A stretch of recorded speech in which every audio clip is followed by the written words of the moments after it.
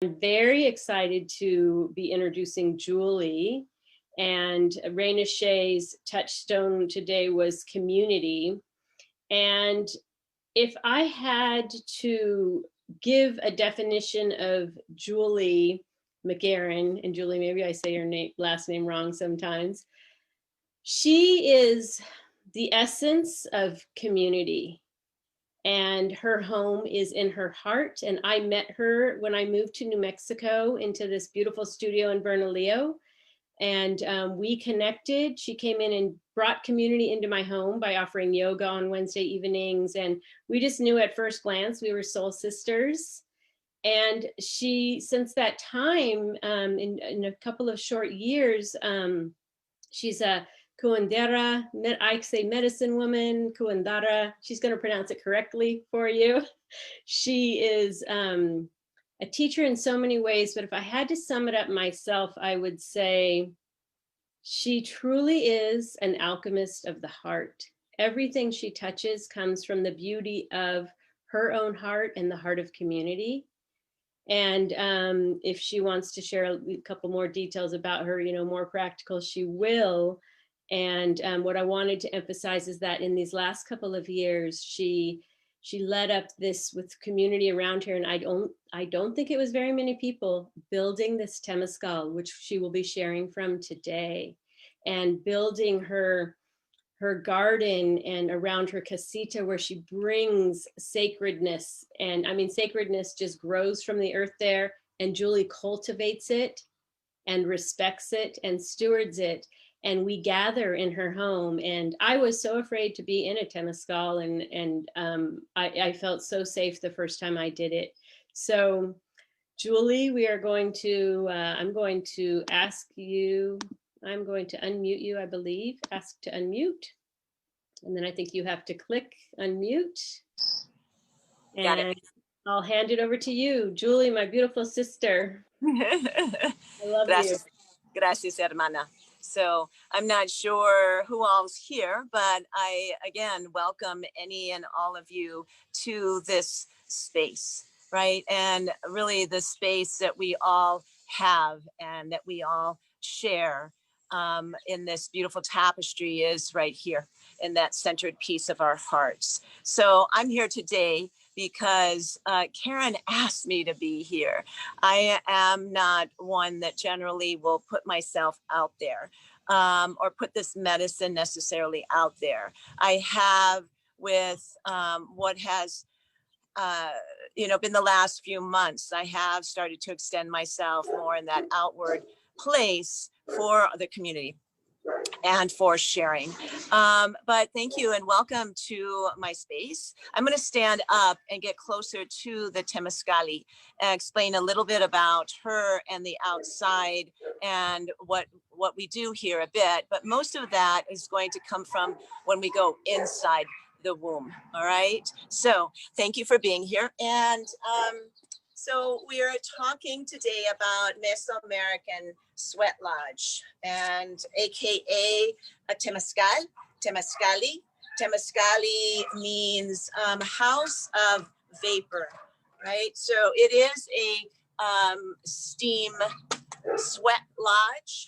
Many of you may have experienced the sweat lodge, and there's so many different formats and traditions for sweat lodges, and I respect any and all of them.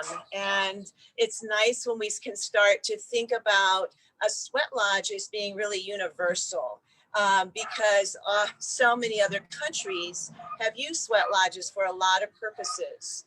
The Mesoamerican Temazcal has been also used for a lot of purposes. And Temazcal is a Nahuatl word that comes from the Aztec people. My people are Aztec people. And so I'm bringing myself here in front of you, not as an expert at all, not as someone with a lot of wisdom, but with someone with heart and someone who had the vision of wanting to create this space for our community. So a big difference between this sweat lodge perhaps and some that you may have experienced if you're out there is that This is this one's made out of adobe, and it's in this form of the womb. It is, I would say, a little more gentle, a little more tender than some of the warrior type sweat lodges. And that, again, is not anything, any negative judgment of that. It's just the difference. In Mexico, the Temazcal is used for birthing. Lately, we have not been doing group Temazcals, but we have done 2 postpartum ceremonies inside that were just the mother and 1 to 2 of us inside with her and working with her, and that transition of her life. So it's used for that. It's used for cleansing. A lot of people have one in their home, and in ancient times they would just, that's where they would go and bathe. It's used for all kinds of other physical ailments. For instance, if you're suffering from a respiratory infection, we might be using a lot of herbs inside, that eucalyptus and others that would help to reach those different organs and systems in the body. But we also have this belief, just like Eastern medicine, that a lot of our illnesses are stored in our organs, and so many of them come from our emotions. So I would say that the biggest form of therapy that this Temazcal has been used for is for emotional release. We get in there, and often the most people we've had in there is 22. Don't know if we'll ever have that many again, especially with what we've been experiencing lately. But really the number inside is not so important. It's what people bring and their willingness to release and renew and refresh and to be reborn. Because when we're coming into this womb shape, it is containing all of the elements. And we'll talk more about that when we go inside, just as that microcosm of the womb that we were carried in for 9 months was able to care for us there. So we may sing inside, we may scream inside, we might have movement inside, quiet meditation inside. We will maybe follow the directions and talk to different guides and guardians as we're in there and asking for support to get us through. So just a little bit more about the outside part of this Temazcal. You can see it's round shape.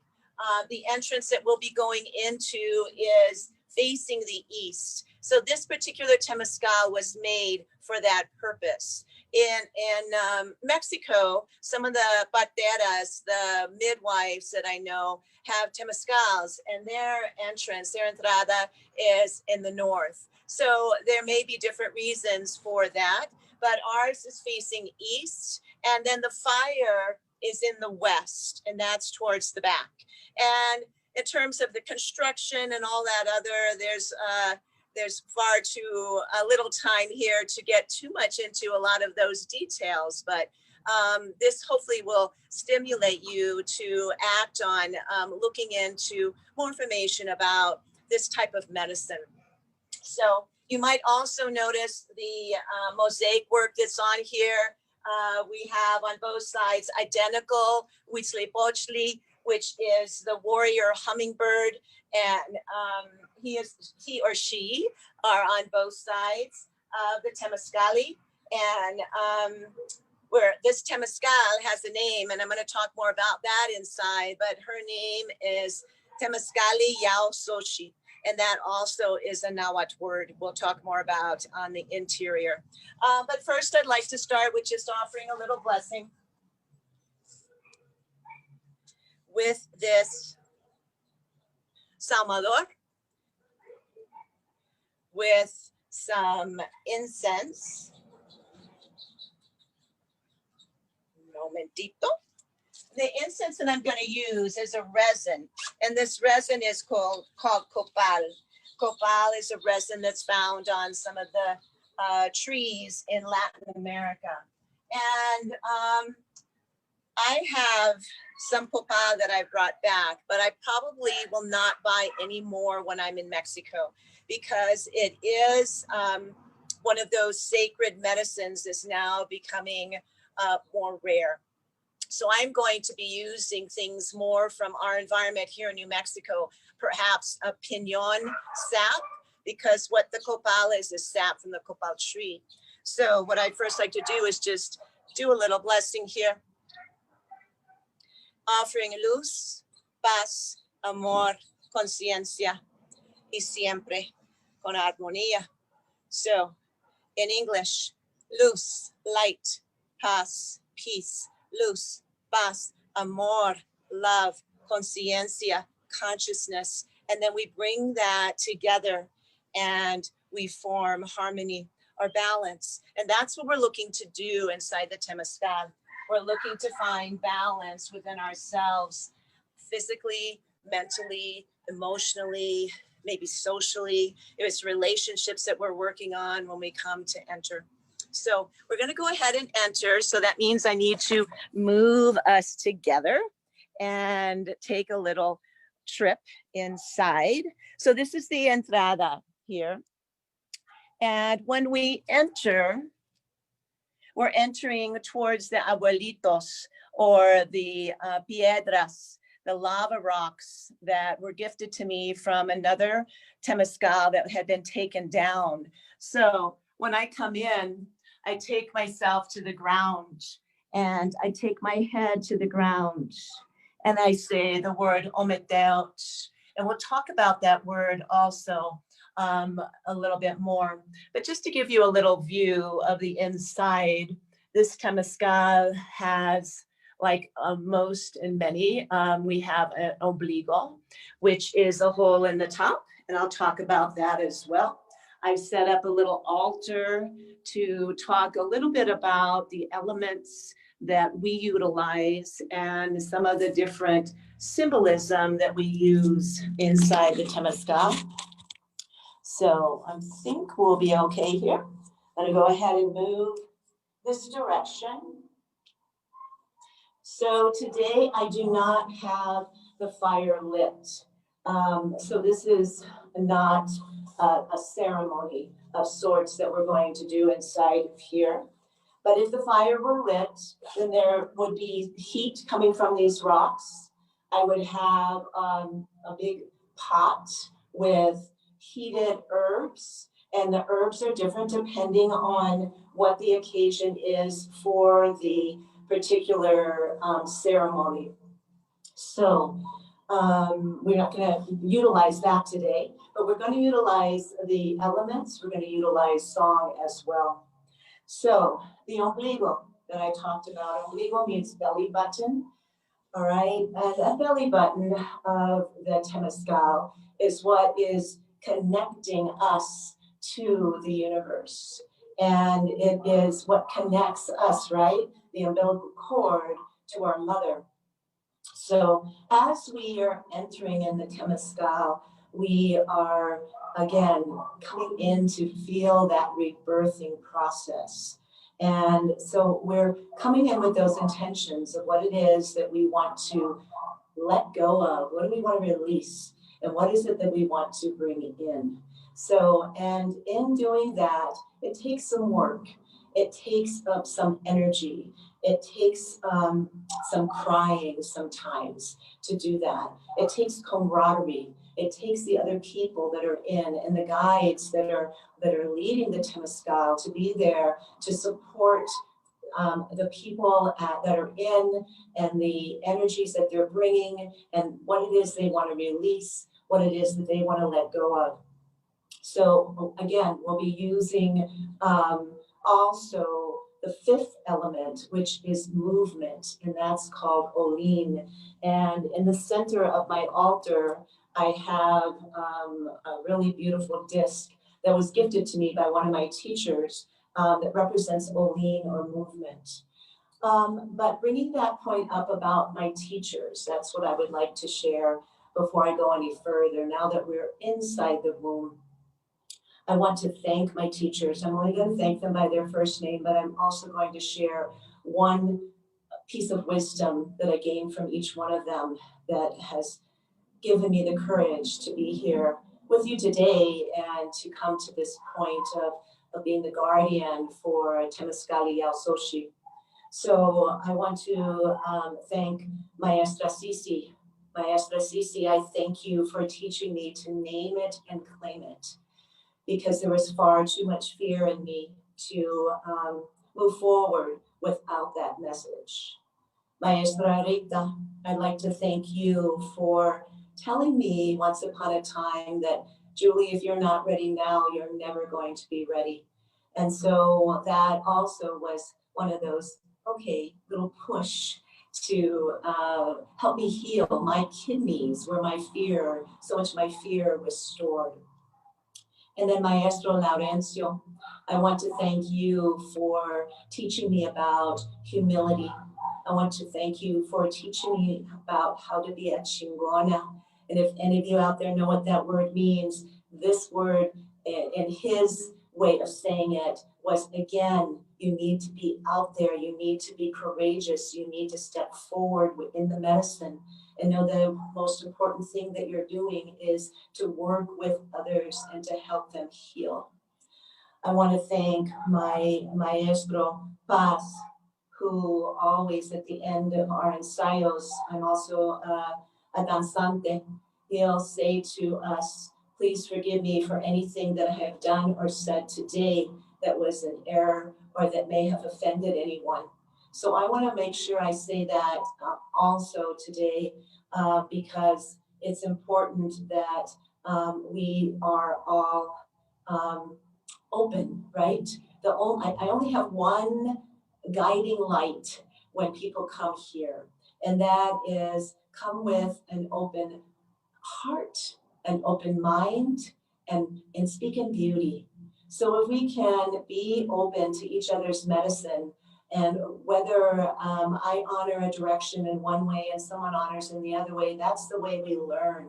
That's the way we collaborate and cooperate and understand other people's cultures and traditions.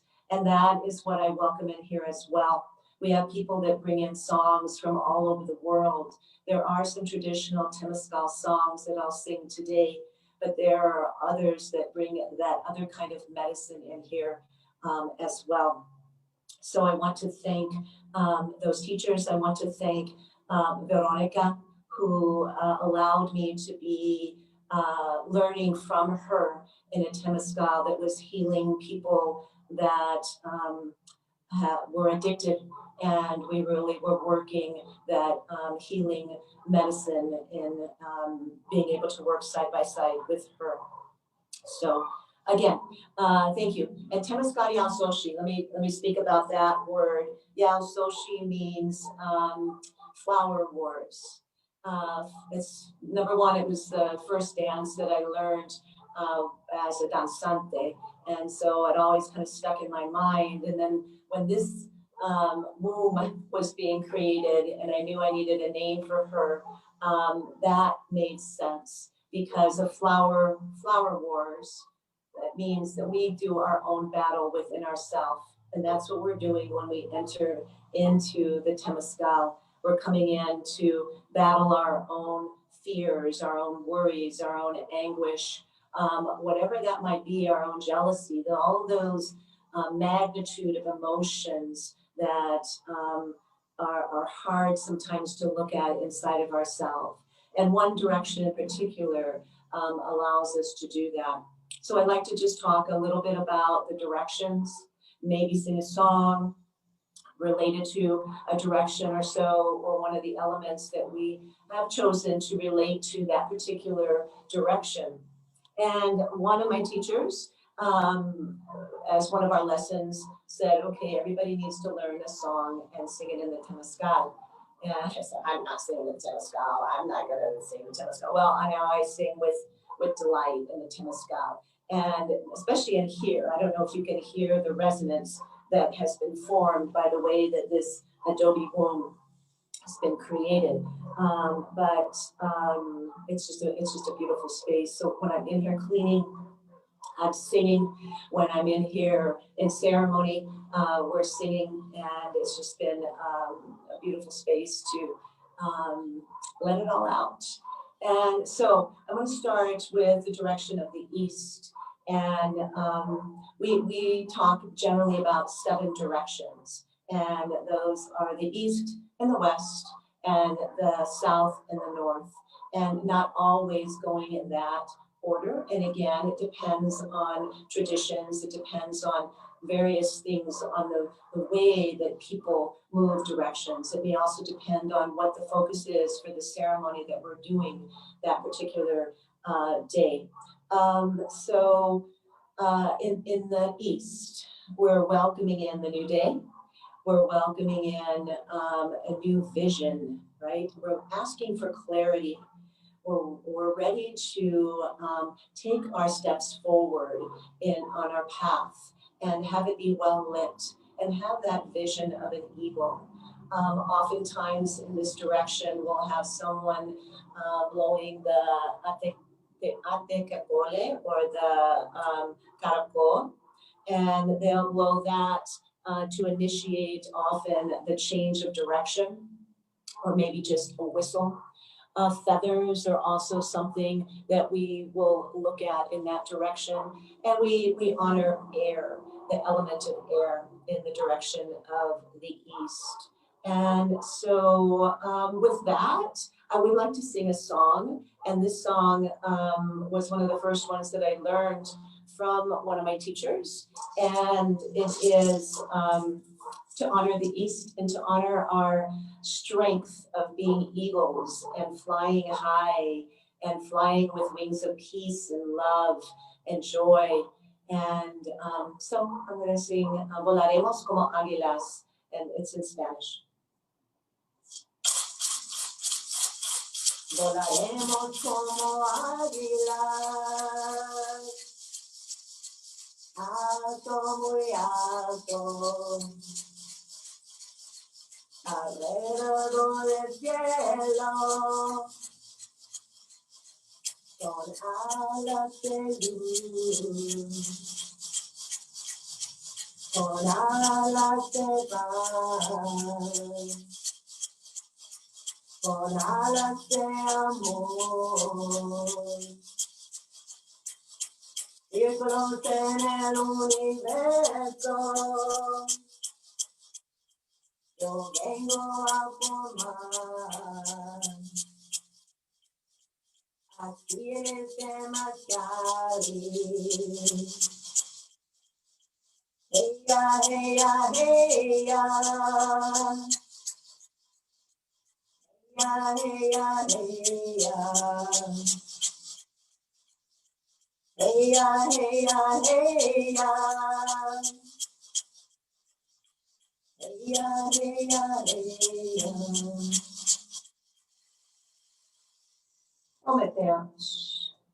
So 2 things there. Number 1, generally when we sing, we'll sing 4 rounds to honor the 4 directions. And that word that I just shared with you, omiteot, and the word that I used when I entered means duality. And again, we talked about how we're trying to bring that balance back into ourselves, back into that centerpiece, back into our hearts.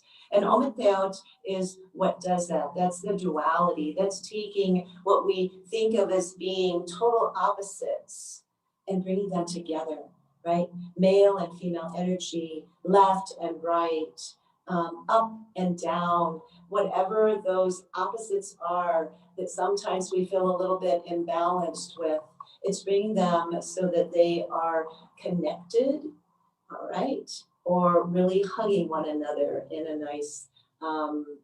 nice vibratory way that feels good, right? That feels like, yeah, okay, I could stand here on my toe and balance forever, right? So omiteot, and I'll be saying that here and there as we change directions. So again, I mentioned there are 4, but we also have 3 more, and that is offering up to the heavens and offering to Tonantzin, to Mother Earth.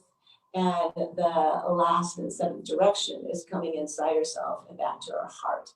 medicine. And that's, I think, why maybe one of the reasons that Karen asked me to be present today as well, because she knows that that is that way without, that's that old, ancient energy in medicine that each and every one of us carry in our heart center. So there's the East. And then when we are opening up a ceremony, generally we'll move towards our left shoulder in that circle. Some people may take it in the other direction. So again, no judgments, no disagreeing. It's just that what we generally do.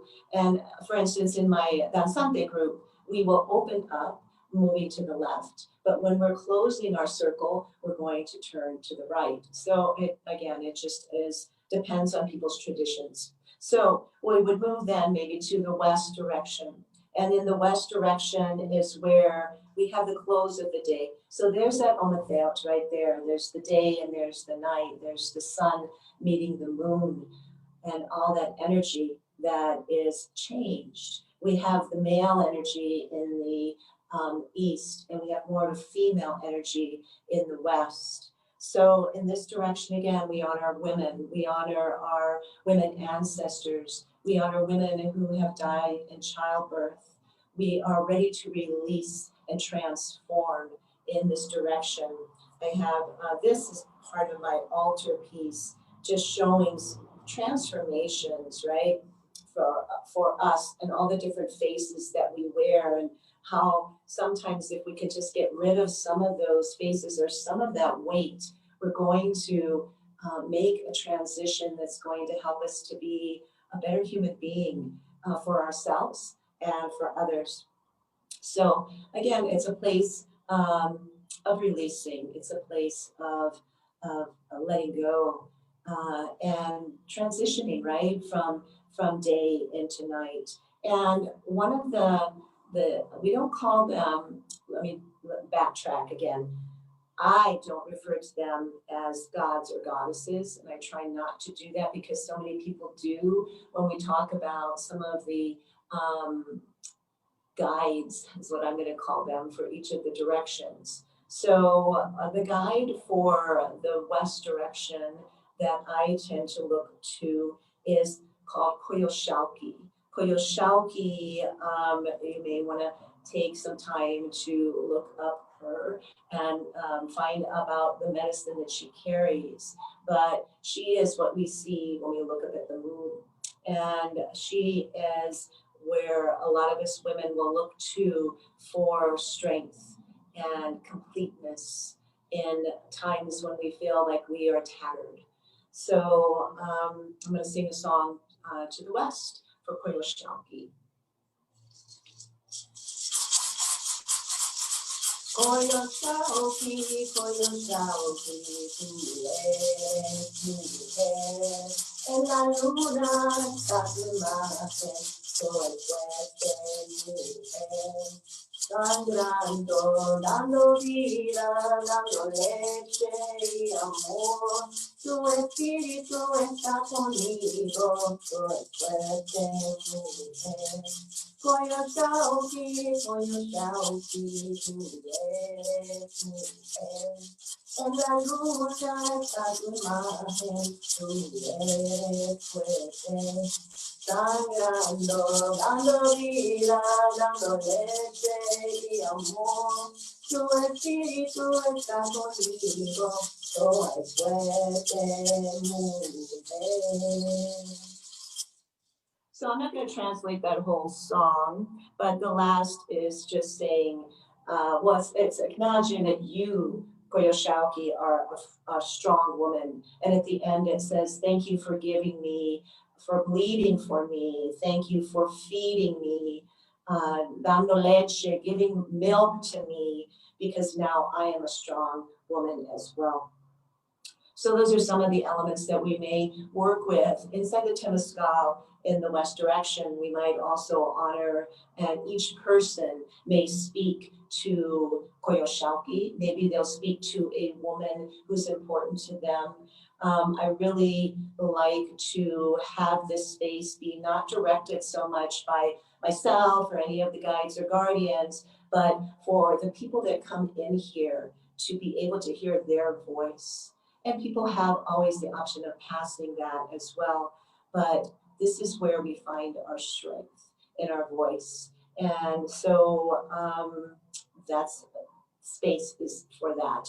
And we always say what's said in the Temazcal stays in the Temazcalli.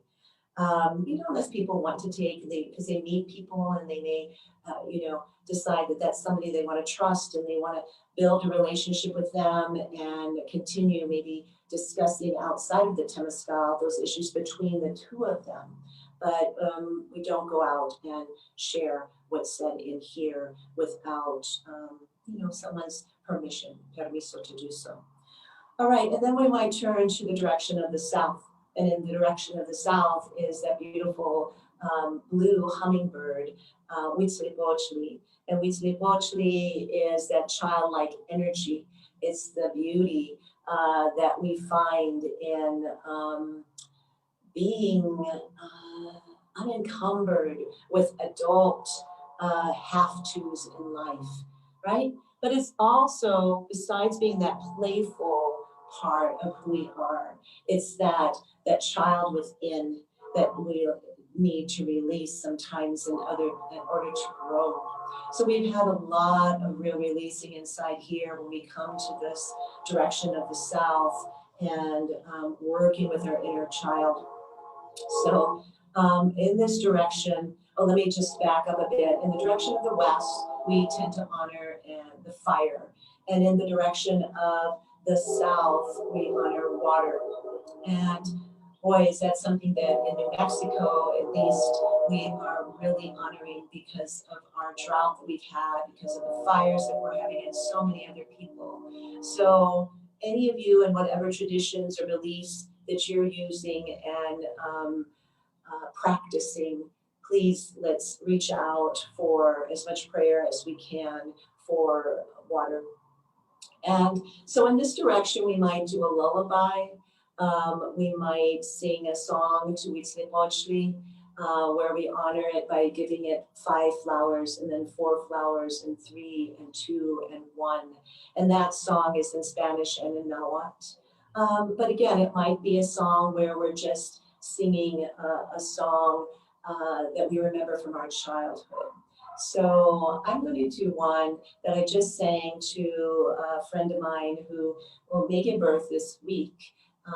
And my consejo to her as a mother is that children are going to come to you with questions that you're not quite sure how you're going to answer them. Like my daughter went to a school where she was really one of the only brown children that was in that school, and she would come home and she would be drawing herself with the blonde ponytail, and we really had to kind of talk about that a bit, and without judging or without trying to build any kind of negative influence in any way, but just talking about her perception, of herself. And so this little song is one that I used to sing to her when she was little. So it goes like this. Good night, I said to my little child, so tired out when the day was through, that she said when I tucked her in, tell me, Mama, what color's God's skin? What color is God's skin? What color is God's skin? I said it's black, brown, it's yellow, it is red, it is white. Everyone's the same in the Creator's sight. Oh my God. So it can be a direction where we can have fun. We've laughed in this direction, we've cried in this direction. But the most important thing is that we come to ourselves and our inner self to really just acknowledge what we're bringing in that from that direction. And then in the direction of the north, we have the guide or guardian called Tezcatlipoca. Tezcatlipoca is the image that's on this sonaja that I got in Mexico. He's on one side of it. And Temazcalli is the smoking mirror. It's obsidian. It's what we look at to really come into the darker side of who we are, to really examine what it is that we might need to cut out of ourselves, or the weeds that we've gathered in our heart that need to be plucked.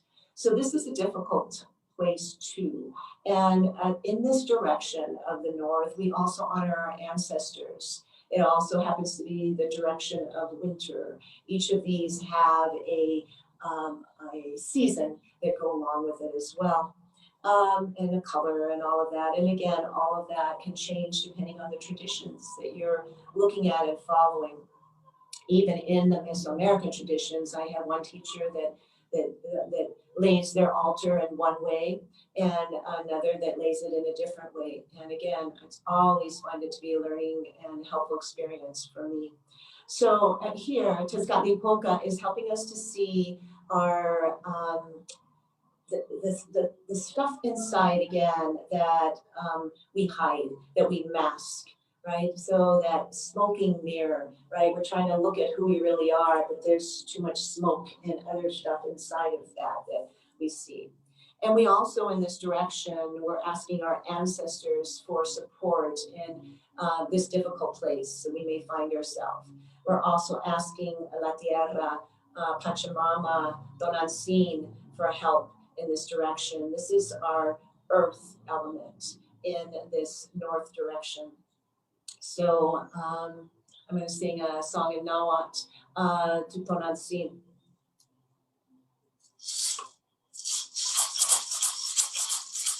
Tonantzin, Tonantzin, Tonantzin. Tonantzin, Tonantzin, Tonantzin. Ipanema wani koyo Yaoxochitl, lato kamati Tonantzin. Ipanema wani koyo Yaoxochitl, lato kamati Tonantzin.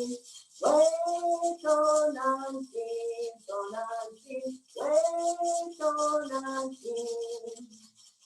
Wait, Tonantzin, Tonantzin, wait, Tonantzin. Home in there.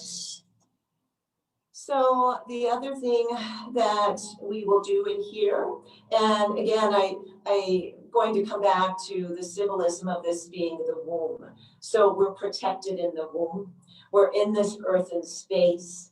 What our bodies are made of earth. We're floating in fluid, and that's the water element. We are breathing in through our umbilical cord, air from our mother. So we have the earth, we have the air, we have the earth and the air and the water. And then we have the element earth, wind, right? And we wind, earth, wind, fire. So in the fire inside of us is the warmth, right? In that warm belly, that warm womb that is helping to keep us supported. And then that movement, right? The olin, the movement that we feel whenever our mothers move. So we have that in here too. And we also have darkness inside the womb. So when we are in here, we've entered, we will close the door. And we usually have someone on the outside that assists with that.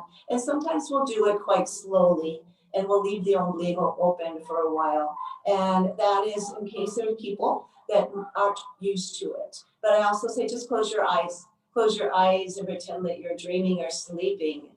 And it'll be the same thing. Your eyes are open or closed, being in the dark. And know that you're safe. That's the really most important thing, that when we come in here, I want people to feel safe. So, so we're in the dark. We have the rocks heated. So we have the fire, and we have the medicine water that we put on the fire. And so here is a new creation. When we put fire and water together is where we get that vapor, that steam, and the heat, and that comes off of the rocks, and that heat that rises. And so we may take a bundle, usually larger than this, and we'll add that fifth element in, and that element of Olin, right? And we'll move the air, bringing it down, bringing the heat from the top of the Temazcal down onto people, and we sweat. That is a big part of a sweat lodge, right? And so they're sweating, but again, if you have been part of certain Temazcals that may have been really, really, really, really hot. I don't take mine that hot in here. I figured, again, we're in the womb, right? And we weren't in the womb to be overheated. It's different if you're really working your warrior spirit and you're in a warrior type Temazcal or sweat lodge.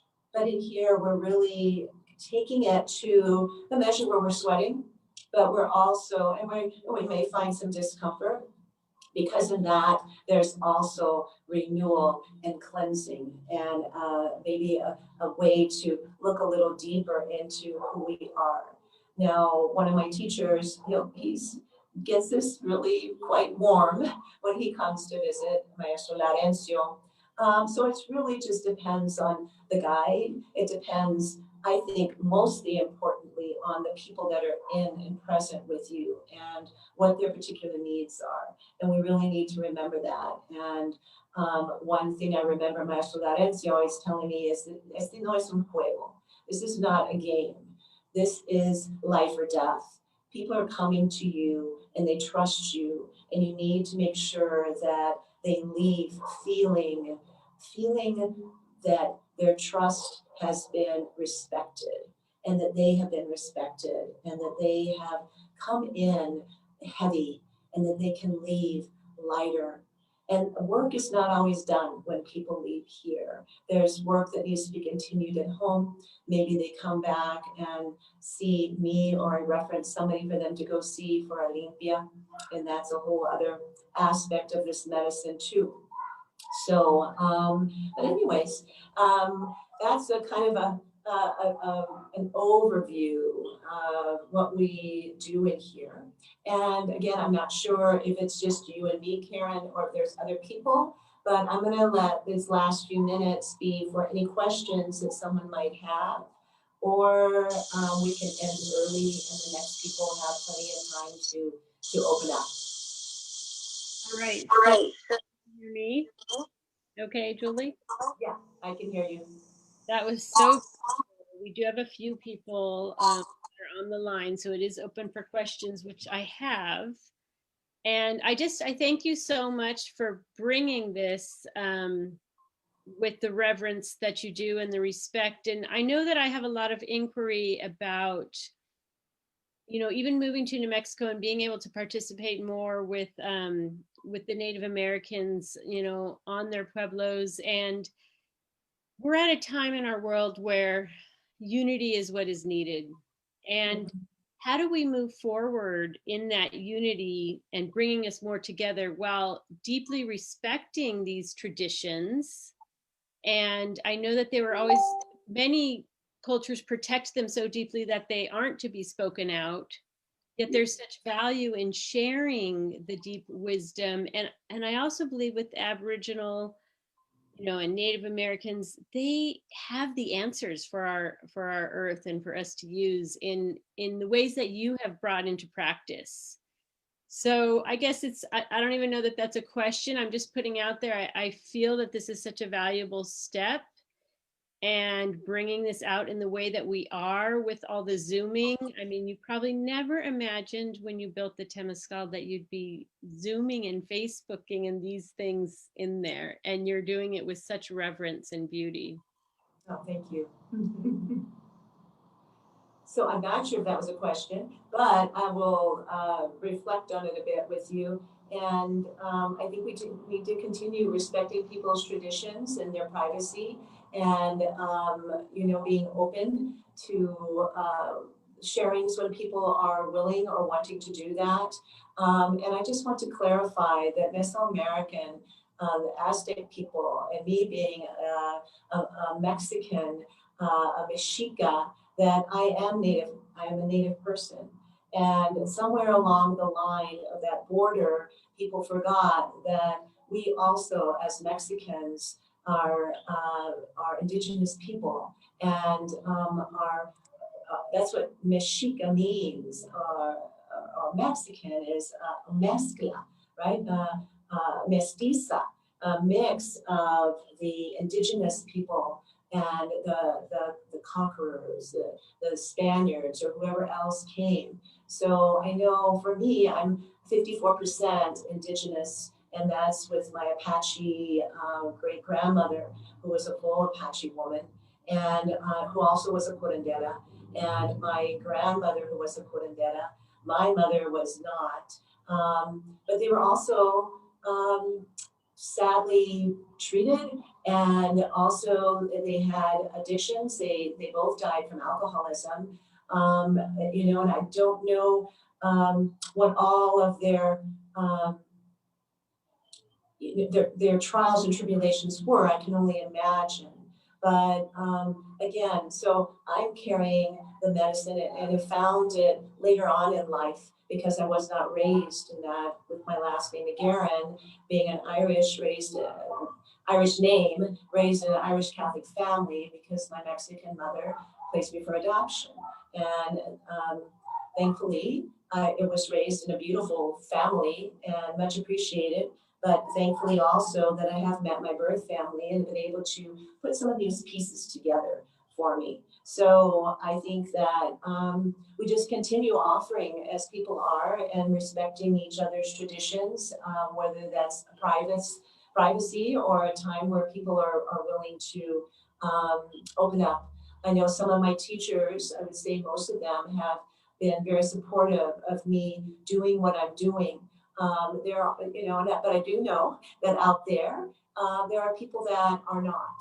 And so I have to move forward with my heart space and what I feel is honorable. That's very beautifully said. And actually, as you spoke, I could just feel my heart squeeze a little when you just said, I am Native American. And you shared with your daughter, you know, and I've met your daughter, and she looks like you, yet here she's coming home from school drawing herself with blonde hair, you know, and this is such a theme of, you know, Black Lives Matter and our movements. And so all of us embracing the truth of who we are and opening our hearts and sharing these traditions. So there was a question, if you could give a quick recap of the gifts of each direction. The gifts, sure. For the directions that, again, we have chosen to utilize here in the East, I'll go through the elements first. So in the East is air, and in the West is fire, and in the South is water, and in the North it is earth. So in terms of directions, that's what we do. In terms of elements, that's what we have.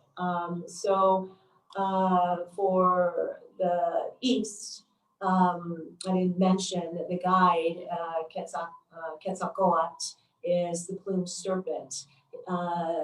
This guide not only crawls on the earth, right, like serpents do, but has wings to fly. And so again, we bring back that ometeot, that duality of being able to do both. In the direction of the West, we call upon Coyoshalki. In the direction of the South, Huitzilopochtli. And in the direction of the North, Tezcatlipoca. And the element, again, is earth, but we talked about obsidian being in the direction of the North. And we talked about women and being in the direction of the fire or the West. And we talked about the blue hummingbird, the inner child in the direction of the South. And clarity and vision and the flight of an eagle, perhaps in the direction of the east. Beautiful, thank you. And so with about a minute and a half, 2 minutes to wrap up, there also was included in that question was if you can explain what Mesoamerica includes. Mesoamerica would include and Central America, and I'm not sure if it goes on down to South America, but definitely Mexico and Central America. Okay. Mm-hmm. Thank you. And so those were some things I was seeing in the chat. I'm just looking at the screens if anyone has their hands up or waving, yet they're not. Anyone, you're welcome to unmute or ask to be unmuted. And if you want to say a little anything, question, or just a little offering Julie some love, and it means so much to me. And I do want to say background noises. I don't know if there was your doggies because they're always with you. I heard some doggies barking. I know there's a lot of neighbor dogs, and my heart just like felt so warm. I heard the train in the background. I used to live next to where Julie, I lived there my first year. I moved to New Mexico, and all the sounds around just sort of, it was just like, I'm home, you know, I'm home even though I'm here in California. So, yes, yeah. I love the train. And even though it's not being utilized for transportation right now, they're still running it, I guess, just to make sure that it stays workable and ready for when we are able to use it again. But yeah, thank you. Well, I'm really grateful because I know that, you know, you were here for this hour with us and you did beautifully speaking for 55 years. Beautiful, beautiful. Thank you so much. And I know that it took you, you know, additional time to prepare and to now take down. And so I really appreciate your offering, Julie. You're welcome, Karen. Thanks for asking.